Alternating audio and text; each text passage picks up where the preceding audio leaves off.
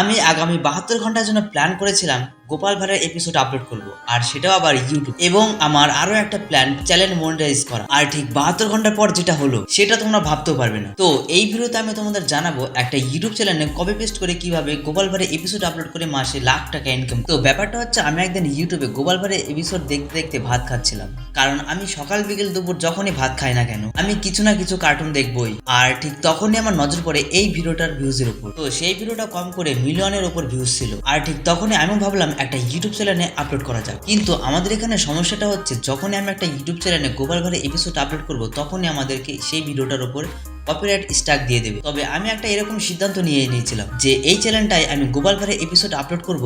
আর ঠিক এভাবেই আমি একটা একটা করে চ্যানেলে ভিডিও আপলোড করতে স্টার্ট করলাম। এবার তোমরা ভাবছো আমার সেই ফার্স্ট ভিডিওটাই কত ভিউজ এসেছিল, বা এই ভিডিওটা থেকে আমি কত টাকা পেয়েছিলাম। এইগুলো সবই আমি তোমাদের বলবো এই ভিডিওতে। চলো তার আগে আমি তোমাদের জানিয়ে দিই যে এই ভিডিওগুলো আমি কিভাবে এডিটিং করেছিলাম। সবার প্রথমে আমি একটা গোপাল ভাঁড়ের এপিসোড ডাউনলোড করে নিয়েছিলাম, দেন আমি ইউটিউবে আপলোডও করি। কিন্তু না, আমি ভাবলাম এরকম ভাবে যদি আমি ফার্স্ট ভিডিওটাই আপলোড করে দিই তাহলে আমার চ্যানেলে কপিরাইট স্ট্রাইক দিয়ে দেবে। তারপর এটা ভেবে আমি আরো কোনো রকম ভাবে একটু এডিটিং করেছিলাম। দেন 72 ঘন্টার পর যখন আমি ফার্স্ট ভিডিওটা আপলোড করি তখন তো সেটা কপিরাইট চলে আসে। এরপর আমি ভাবলাম এরকম তো আরো অনেক চ্যানেল আছে, তাহলে ওদের কেন কপিরাইট স্ট্রাইক করে না, আর আমারই বা কেন আসলো। আমি ভিডিওতে এমন কি করলাম যেটা আপলোড করার সাথে সাথে আমাকে কপিরাইট স্ট্রাইক দিয়ে দিল। এরপর আমি আরো একটা চ্যালেঞ্জ নিয়েছিলাম যে এখন আমি আরো একটা ভিডিও নেব এবং সেটাকে আরো ভালোভাবে এডিটিং করে তারপর আপলোড করব। দেন আমি তারপর ভিডিওটার উপর অনেক এডিটিং করলাম। তাই আমি এবার ভিডিওটা এডিটিং করি অনেক ভালোভাবে, যাতে আমার এই ভিডিওটায় আর কোনো কপিরাইট না আসে। এরপর যখন ভিডিওটা আপলোড করেছিলাম তখন সেই ভিডিওটায় কোনো কপিরাইট দিল না। তাই